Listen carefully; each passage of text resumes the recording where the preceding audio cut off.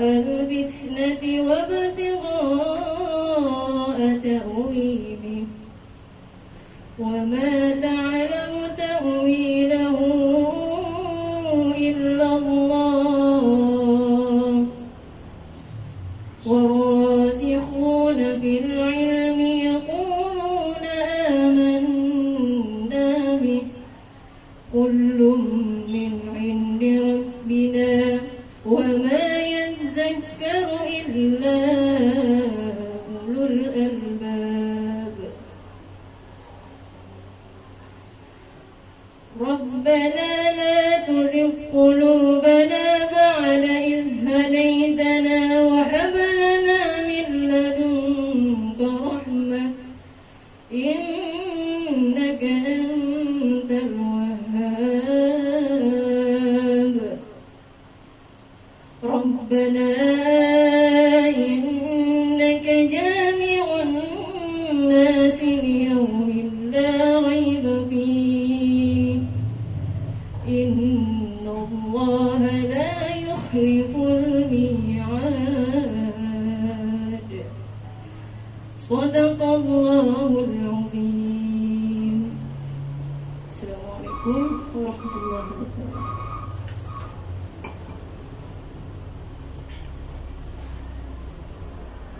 Baik, demi mempersingkat waktu, langsung saja ke acara selanjutnya, yaitu acara inti dari kajian hari ini yang akan dibawakan oleh Bapak Ustaz Sufriandi Al-Kajani SPDI dengan tema Benahi Jiwa, Bersihkan Hati, Jadikan Al-Quran sebagai Obat untuk Mendaki Menuju Kesembuhan.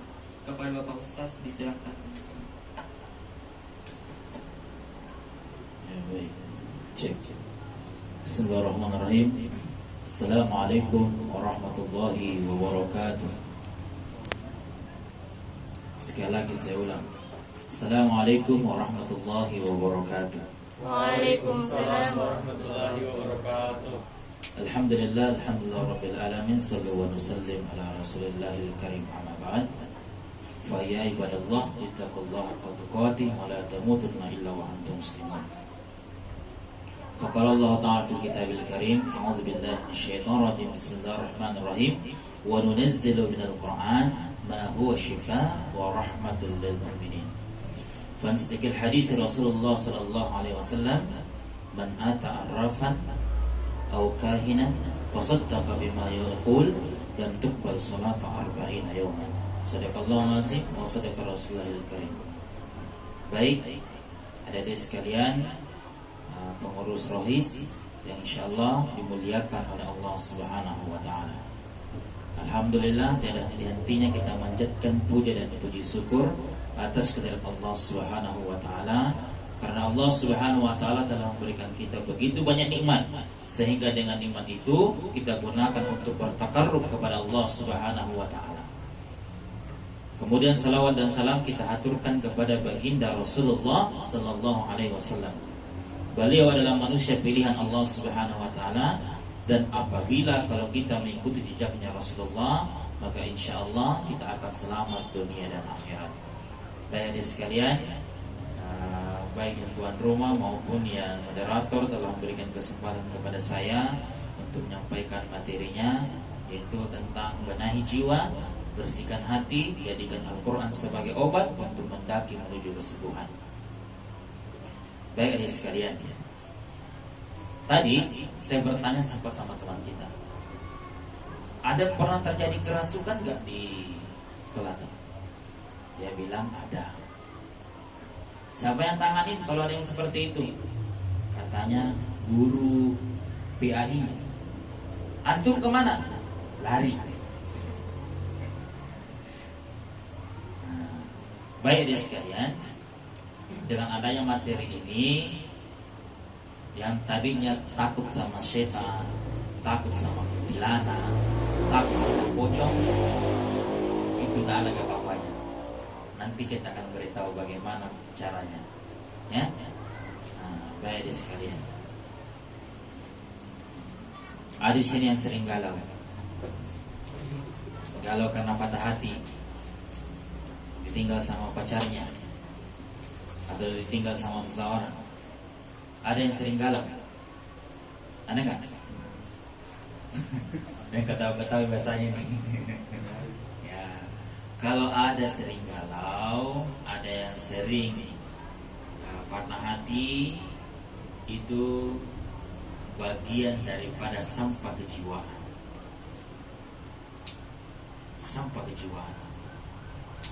Dan istilah dalam Islam itu ada namanya tazkiyatun nafs. Tazkiyatun nafs itu adalah bagian kebersihan jiwa kita.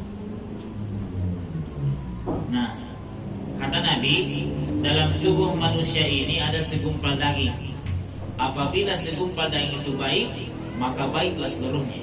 Dan apabila segumpal daging itu buruk, maka buruklah seluruhnya.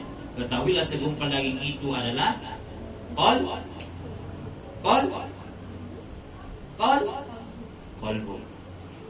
hati. Yang manakah dimaksud dengan hati? Hati secara fisik apa namanya? Liver.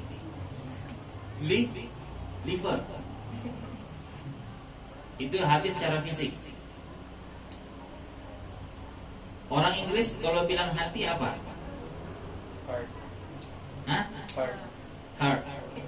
Di mana letaknya heart? Di mana?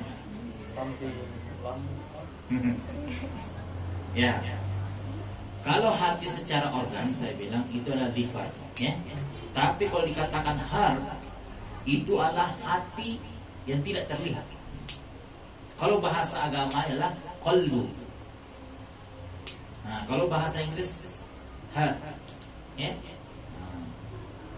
Kayak gitu. Nah, baik sekalian, saya bilang jadikan Al-Quran sebagai obat menuju kesembuhan. Ada yang sering baca Quran di sini? Ada yang sering baca Quran? Masya Allah ya. Saya kira kalau anak rohis pasti baca Quran. Kalau ada anak rohis tidak baca Quran, perlu diruqyah. Ya. Nah. Ada yang tahu di sini apa dalilnya bahwa Al-Quran itu obat? Ada yang tahu tak? Ada yang tahu tak bahwa Al-Quran itu obat? Ada yang tahu dalilnya dalam Al-Quran? Atau pernah dengar? Ada? Ayo, angkat tangan. Jangan malu-malu. Ya? Nah, ada yang pernah dengar? Tidak pernah? Masya Allah. Kalau yang Pak Ketua? Tidak pernah? Dalilnya Al-Quran sebagai obat, ayat yang tadi saya bacakan. وَنُنَزِّلُ مِنَ الْقُرْآنِ مَا هُوَ شِفَاءٌ وَرَحْمَةٌ لِلْمُؤْمِنِينَ.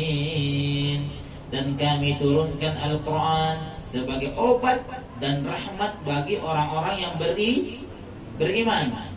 Hadirin sekalian, fenomena sekarang ini, khususnya umat Islam, banyak umat Islam tenggelam dalam kemusyrikan. Contohnya, dia pergi ke dukun, ya, pergi ke dukun, minta ramal, mau diramalkan. Dukun siapa jodoh saya nanti? Nah, kalau ada yang seperti itu, taubat. Kenapa? Ini adalah kemusyrikan. Kata Nabi, man ata arrafan, barang siapa mendatangi tukang ramal, lantuk fasaddaqa bima yaqul, lalu mempercayai apa yang dia katakan, lantuk bal salata arba'ina yawman, tidak diterima salatnya selama 40 hari 40 malam. Bayangkan itu. Jadi kalau hari ini ada keluarga sering ke dukun, ingatkan, Bo, itu haram, tidak boleh. Indo, kalau pergi haram, tidak boleh. Lantuk bal salata arba'ina yauman, tidak terima salatnya selama 40 hari 40 malam. Bayangkan ada sekalian, kalau selama 40 hari ada tidak yang jamin nyawa sampai hidup 40 hari? Ada? Tidak ada. Sementara ada orang Islam mati dalam keadaan kafir, seperti tadi pergi ke dukun, dilaknat oleh Allah. Bunyi ayatnya di mana?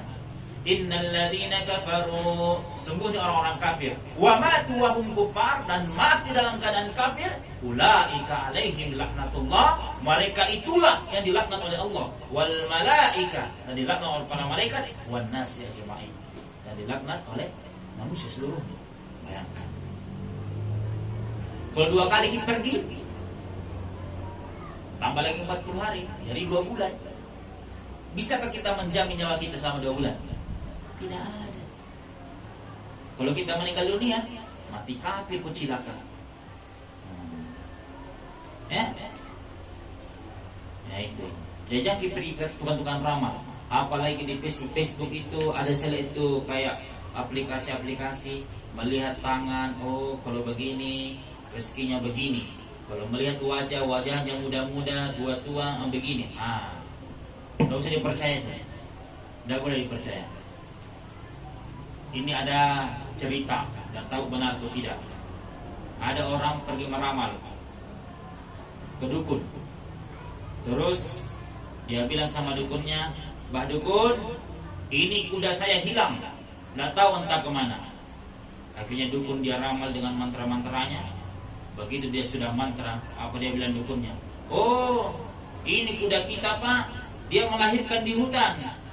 Terus ini yang suruh meramal, dia bilang, "Kok bisa Pak dukun?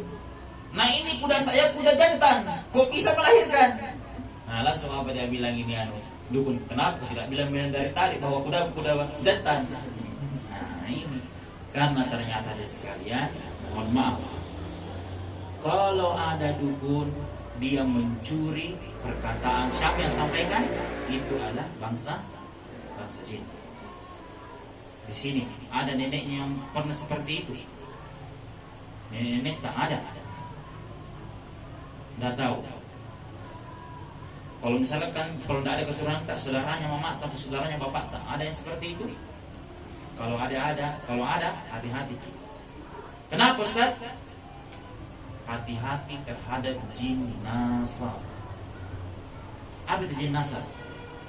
Jin keturunan. Jadi kalau kita itu di ruqyah, kita kepoin bangsa jin. Ya, kita kepoin dia. Baik sekalian, sebelum terlanjut itu saya ingin bahas dulu. Oke. Bagaimana Al-Quran menyembuhkan? Sering dengar kata ruqyah syar'iyyah? Biasa nggak? Biasa dengar nggak? Ada yang pernah lihat langsung? Atau ada yang pernah lihat televisi? Yang pernah lihat televisi angkat 2 orang saja? 3 orang? Yang selebihnya? Tidak pernah? Oke. Baik sekalian, ruqyah pada dasarnya berasal dari kata bahasa Arab. Ruqa, apa artinya? Mantra-mantra, jambi-jambi, doa. Kemudian ada juga yang mengartikan ruqyah itu adalah meminta perlindungan. Jadi di saat manusia meminta perlindungan, maka pada saat itu manusia telah meruqyah dirinya. Contohnya, Anda makan pakai bismillah, itu ruqyah. Anda keluar rumah baca doa, itu ruqyah. Anda masuk WC baca doa, itu ruqyah. Jadi jangan anggap ini pemahaman yang keliru. Kalau kita katakan nanti orang diruqyah kesurupan, tidak.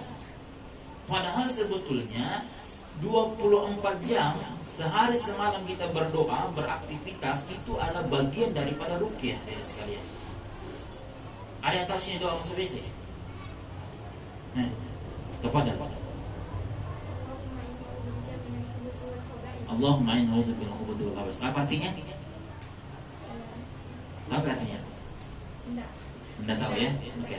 Artinya begini, ya Allah, lindungilah saya dari setan laki-laki dan setan perempuan. Kenapa kira-kira Allah Nabi suruh kita berdoa seperti itu? Dan setan laki-laki dan setan perempuan. Karena supaya tidak. Oke, cocok sekali. Bayangkan ada sekalian, ketika Anda masuk WC tidak baca doa, Anda melepaskan seluruh pakaian, sedangkan di WC itu tempatnya syaitan, tempatnya jin bersarang.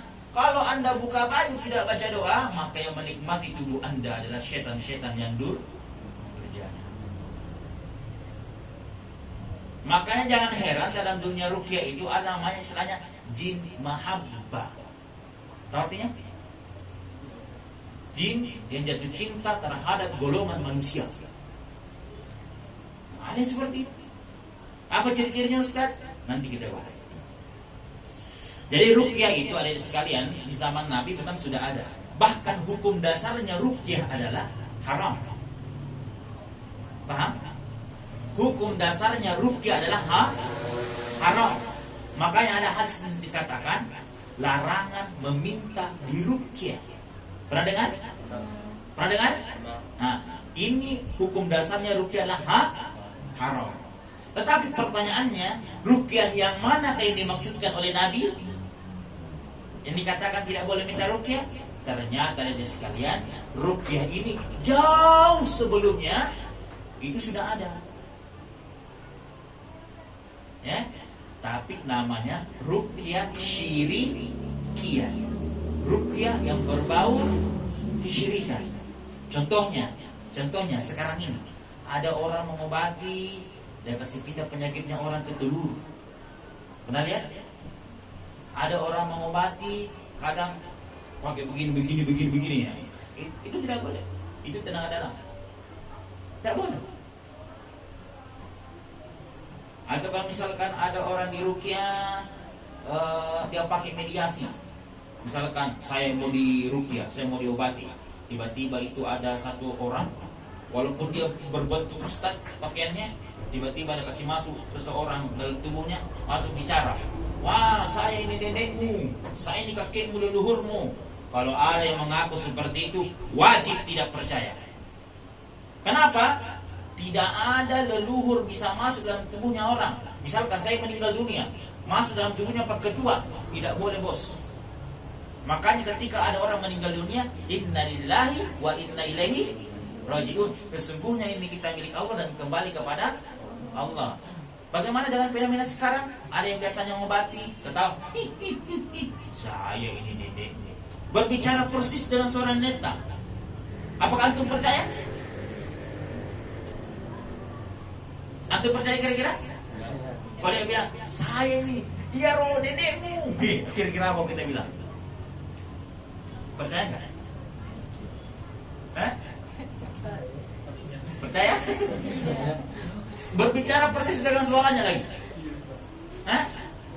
Percaya nggak? Pasti kalau orang awam tidak ada ilmunya, lemah akidahnya, pasti percaya. Dia bilang, ini tetongan ini kan kita macam-macam.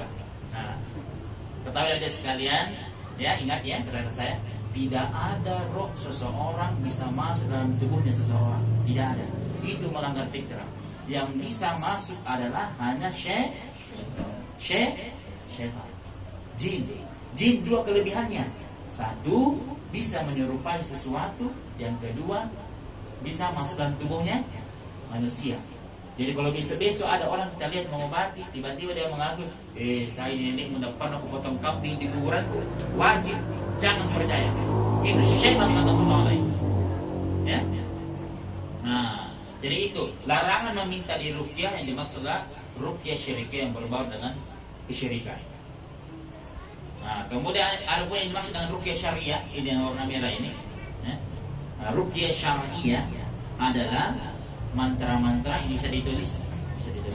Ruqyah syariah adalah doa, mantra-mantra atau jampi-jampi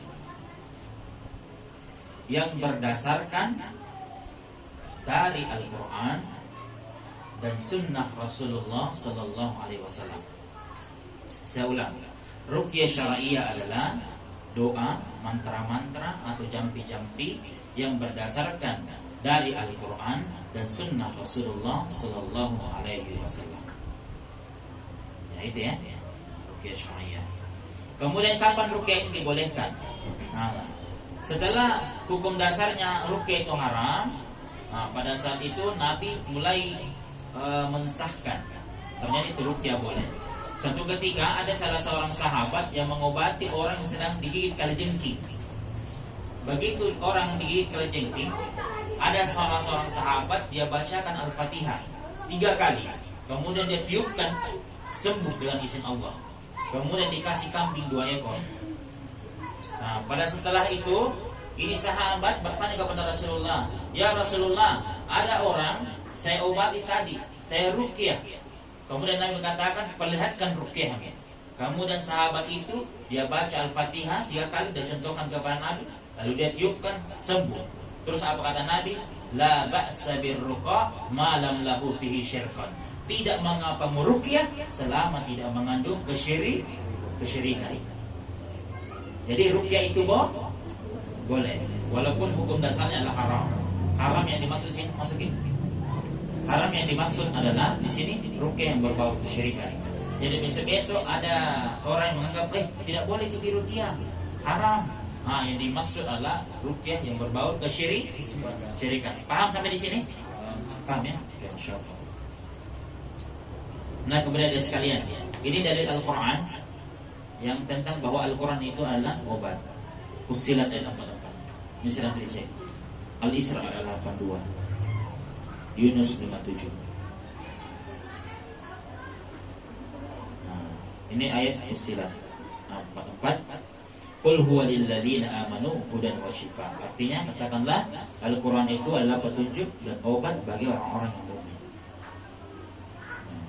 Kemudian Al-Isra ayat 82. Wa nunazzilu minal Qur'ani ma huwa shifaa'un wa rahmatun lil mu'minin wa la yazidul zalimina illa khasara. Dan kami turunkan Al-Quran sesuatu yang menjadi obat dan rahmat bagi orang yang beriman. Kalau Allah yang mengatakan obat, berarti itu pasti. Oke. Kemudian Quran surah Yunus ayat 57. Bisa dicek. Dan ini ayat sekalian bisa digunakan pada saat ada teman kesurupan. Bacakan ayat ini. Nah, kemudian dari hadis. Ya. Nah, ini. Jadi tadi saya baca la ba'sa birruqa ma yakun fihi syirka. Tidak mengapa meruqyah, menggunakan ruqyah selama tidak mengandung kesyirikan. Oke, ini adalah hadisnya semua. Oke, ruqyah mandiri. Ada yang tahu ruqyah mandiri? Ruqyah mandiri itu maksudnya adalah kita sendiri ruqyah diri kita. Caranya Ustaz bagaimana? Yang pertama, ini tulis.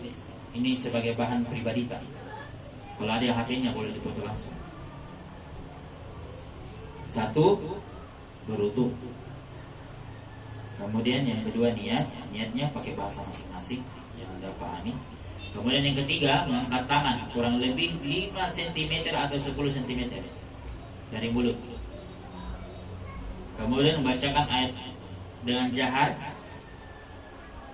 antara lain Al-Fatihah, ayat kursi 30, Al-Ikhlas, Al-Falaq, An-Nas. Kemudian usapkan ke seluruh badan.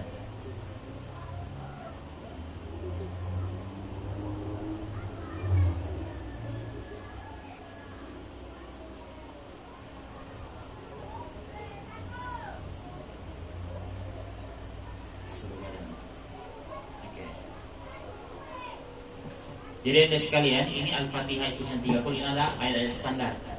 Walaupun misalkan kalian punya hafal ayat-ayat lain yang Anda hafal, antum bacakan. Paham ya? Sudah ditulis. Sudah. Nah, kemudian ini ayat-ayat ruqyah. Ayat standar Al-Fatihah itu Al-Ikhlas, Al-Falaq, An-Nas.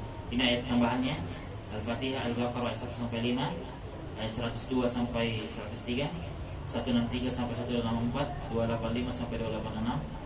Ini ayat semua ayat ruqyah.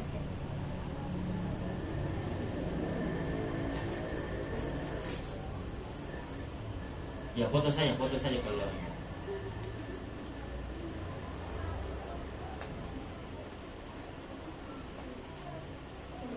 kalau bisa nanti saya buatkan satu grup, saya minta WA-nya semua. Kalau ada yang mau berbagi konsultasi tentang ruqyah, boleh ya, untuk kalangan pelajar.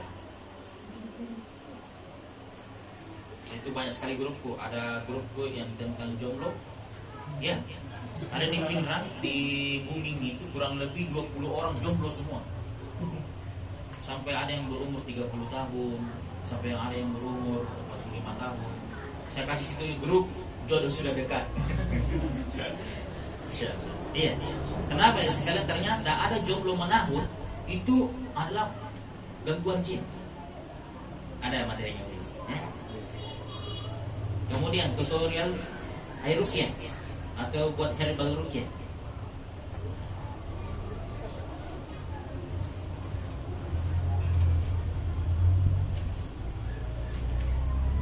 Ini materinya masih panjang. Sanggup nggak habis asar? Sanggup nggak? Nggak ada yang mau diberi kita? Oke, sudah dipotong? Oke. Kemudian air yang mau dirukyah atau herbal yang mau dirukyah letakkan ke mulut kurang lebih 5-10 cm. Bisa dibacakan di air, ya. Nah, ada ayat-ayatnya di sini, boleh dibacakan. Kemudian ada yang mau potong dulu. Oke. Sudah. Nah, ini sekalian gambar partikel air. Pernah dengar penelitian tentang air yang diteliti oleh orang Jepang, Profesor Dr. Masaru Emoto? Pernah dengar kan? Apa hasil penelitiannya? Ya, ayo. Silakan. Kata saya. Indah partikelnya. Ya, lebih indah partikelnya. Ya, oke, baik sekali. Ternyata dari sekalian ada air yang didoakan, ya, maka partikelnya berubah jadi indah. Tapi kalau ada air yang dikatakan kamu jelek, kamu kurang bagus, contoh ya, ini air. Ini air sekalian, kalau kita lihat ini terlihat biasa. Tapi ternyata di sekalian ketika dia didoakan, dibacakan Al-Fatihah, lalu kita katakan, ya Allah, jadikanlah air ini sebagai obat, sebagai penyembuh, insya Allah air ini akan berubah menjadi partikel, menjadi indah. Tapi kapan dikatakan ini air kamu racun, kamu jelek, akan jadi racun? Itu air. Dan itu telah dibuktikan oleh Profesor Dr. Masaru Emoto. Nah, ini ya. Jadi kristal air yang didoakan secara Islami, itu lihat gambarnya, masya Allah. Kemudian kristal air yang diucapkan terima kasih, berubah juga jadi indah. Kristal air ketika diputarkan musik heavy metal, hancur dia. Hancur. Jadi kalau di sini kalau ada orang mau tenang hatinya, dengarkanlah Al-Quran. Jangan dengar musik. Apalagi yang musik-musik TikTok sekarang. Entah apa yang merasukimu, akhirnya apa? Terus suka berdulang. Ya? Oke, tazkiyatun nafs sekalian. Tazkiyatun nafs qalbu inti pusat sentral. Tapi ini yang tidak ada masalah. Nah, ya.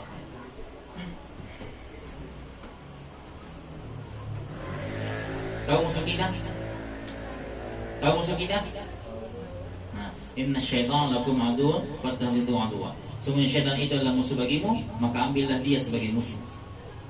Jadi musuh kita bukan ustaz, musuh kita bukan tentara, musuh kita bukan guru, musuh kita yang nyata adalah syaitan. Nah, jin, syaitan dan iblis. Nah, ini kenali gangguan jin dan sihir. Ini penting. Pernah lihat yang seperti ini? Boneka-boneka ini? Di film ya? Ada sekali ini kisah nyata. Ternyata yang seperti ini kisah nyata adanya. Ya, ini namanya kalau orang Barat, orang Amerika bilang voodoo. Ya, tapi kalau orang Indonesia, Indon, dia bilang boneka santet, boneka pelet. Dan ternyata ada sekalian, ketika ini boneka diniatkan untuk antum, begitu ditusuk tangannya maka sakit tangannya antum. Begitu ditusuk kepalanya ini bonekanya, mana yang tusuknya? Nah, begitu ditusuk kepalanya yang ini, diniatkan untuk antum maka sakit kepalanya antum. Itulah sihir. Ya, kenali kita ayo sama-sama. Mungkin diantara kita ada yang gangguan jin atau keluarga atau bagaimana, kenali. Oke. Satu, ciri-ciri gangguan jin dan sihir. Satu, emosi yang tinggi dan sulit dikendalikan. Nah, Nanti difoto. Fokus dulu sama ya kan. Emosi yang tinggi dan sulit dikendalikan. Sering ragu-ragu, was-was, ketakutan yang berlebihan tanpa sebab di hampir semua aktivitas. Ada seperti itu dari 2 poin ini? Sudah ada yang masuk ciri? Ada? Kemudian adanya dorongan kuat untuk melakukan maksiat, berulang-ulang, sertai kemalasan, kelesuan luar biasa untuk melakukan aktivitas sholat dan ibadah lain.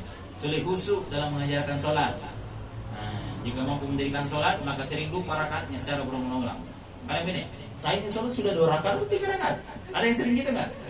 Kalau ada yang sering gitu, hati-hati. Ya, hati-hati. Kemudian sesak napas, ngantuk, berat saat membaca Al-Quran.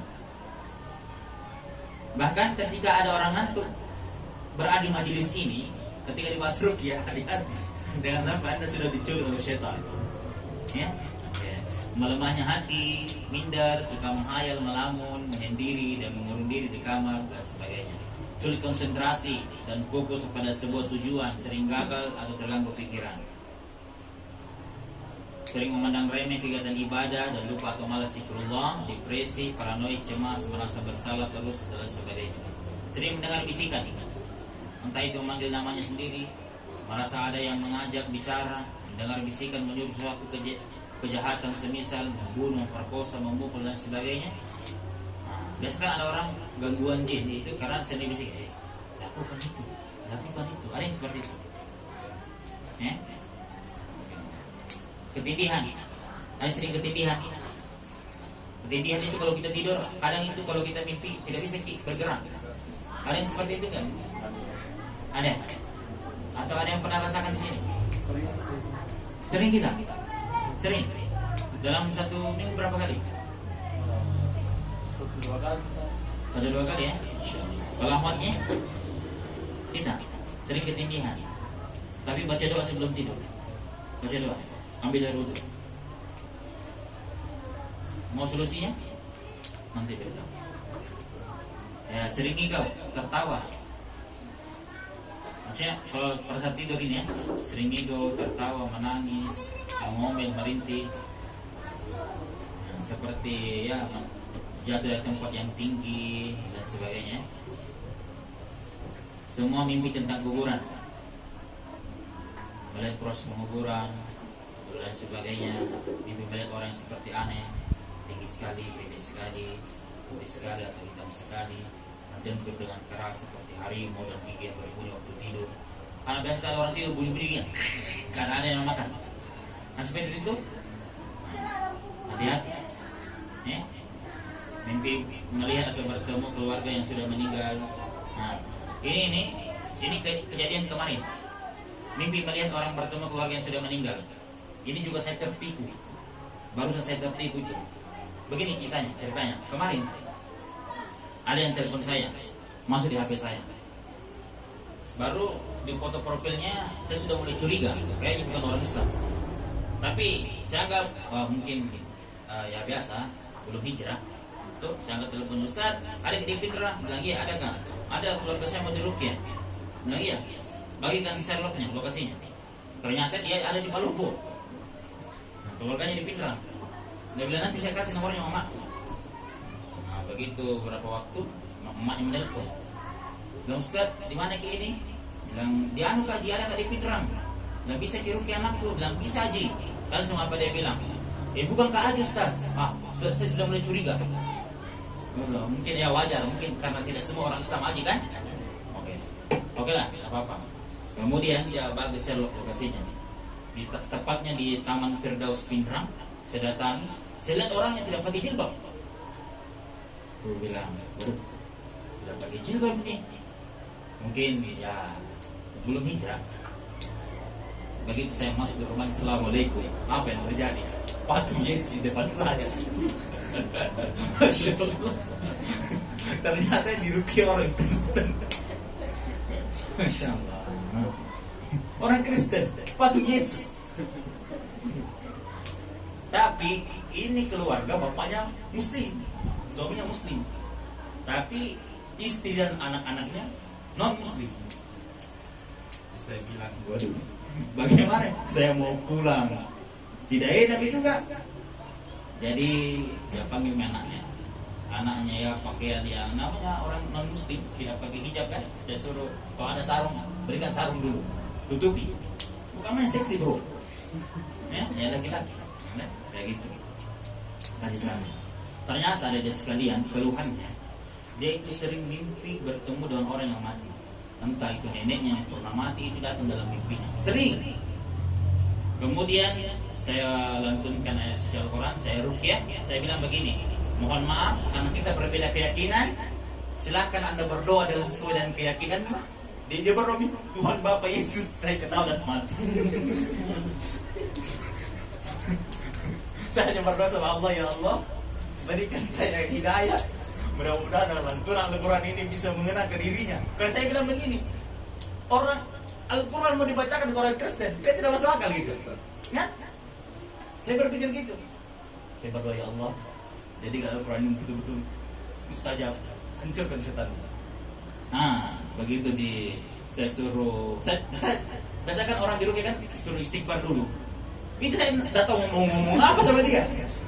Disuruh istighfar bukan muslim. Saya ajak saya begini, bilang karena dia ini sudah selesai kuliahnya.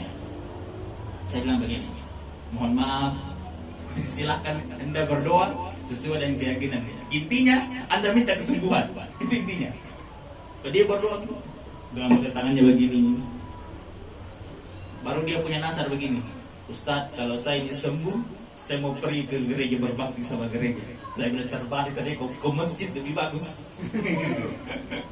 Ya, akhirnya dia di ruqyah, saya bacakan ayat. Saya tanya memang sama orang tua, mohon maaf, saya meruqyah dengan agamaku sendiri, keyakinanku sendiri. Saya bacakan ayat. Ayat yang saya baca dari sekalian, Huwallazi anzala as-sakinata fi qulubil mu'minin. Artinya, Dialah Allah yang telah menurunkan ketenangan, sakinah, kebahagiaan dalam hati-hati manusia. Itu ayat yang saya baca langsung apa yang terjadi, meneteskan air mata. Saya bilang hatiku mudah-mudahan kena hidayah. Ternyata sementara dia menangis tiba-tiba tertawa. Saya bilang, keluar setannya mungkin. Ternyata di ruqyah dia bilang begini. Saya bilang kan keluar. Dia bilang tidak mau keluar, saya tidak mau keluar. Siapa kamu? Dia bilang saya hanya hamba Allah. Wah, kau tidak bisa kasih keluar saya karena kau bukan pendeta saya. Saya bilang begini, betul saya bukan pendeta, tapi saya tahu kau bangsa jin kalau makhluknya daripada Allah.